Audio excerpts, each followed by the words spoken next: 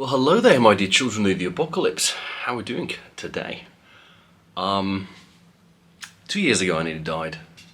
Legit. This is a true story. I actually did nearly die. And I wanted to tell you about it today because it's the middle of the year. We've gone through 27 weeks. It's the 28th week.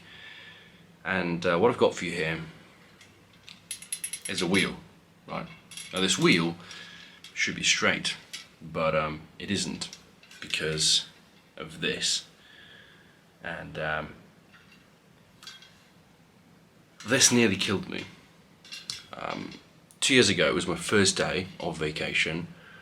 I went to ride the highest mountain pass in our country, and the front wheel opened up, the tyre gave up in a split second. This is the front wheel at 50 kilometers per hour, and I went straight into the ground. I actually went over my shoulder. I was sliding on my back, staring at the blue skies, thinking, this is not good.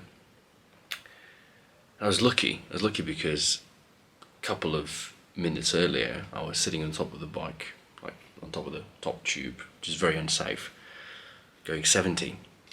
A week before that I was riding home in the middle of the night, piss drunk, coming home from a friend's place, no helmet, no nothing, had a light, but I was going on through a forest, and that could have gone badly. It was a disaster waiting to happen, and the reason why it happened is because I neglected something. You see, a bike is a machine, and a machine has to be maintained. So routine maintenance, parts replacement, part checkup, cleaning.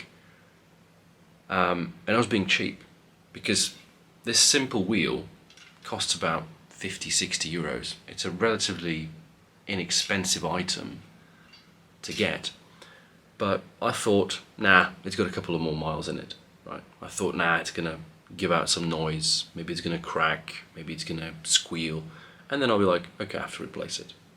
What I didn't think was gonna happen is that the wheel will disintegrate at 50 kilometers per hour on a downhill. And ever since that moment, I've been riding in a different way. In fact, I think I've been living slightly differently.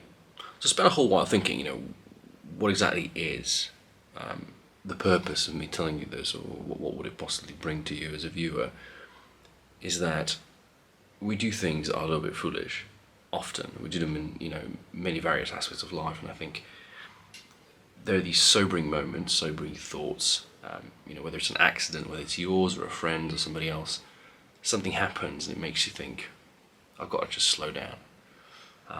The lesson today actually is to slow down. Sometimes we like to get ahead of ourselves, we're a little bit hungry, we're desperate for progress, we're desperate for things to change.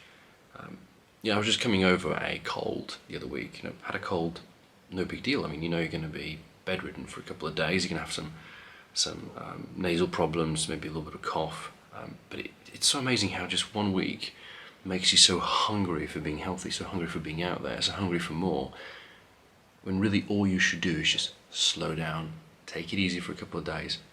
Nothing's going to happen. There's still 51 other weeks, unless of course you've wasted the weeks before and now you're trying to make up for lost time. So do keep in mind routine maintenance for yourself, for your mind, for your body, for your health. Just generally speaking, try to keep in line with all those things that are important to you, your family, your friends, your loved ones, your partner. Because if you forget about the maintenance, it's going to have long-lasting effects, and it's going to come sooner than later, knocking on your door like a karma boomerang of regret. And to me, I actually have a hard time with this wheel and throwing it in the trash, because it serves as a reminder of just how bad things can get if you neglect them. Just how bad things can be if we ignore them and let them get to the next step. So this week really is just about not neglecting yourself, right? And sometimes just slow it down that tad bit. If you had a long week, had a hard month, just take it easy. Life won't get anywhere. And then when you're hungry again, convert that hunger into action and get back on the high horse. Take care, and I'll catch you in the next one.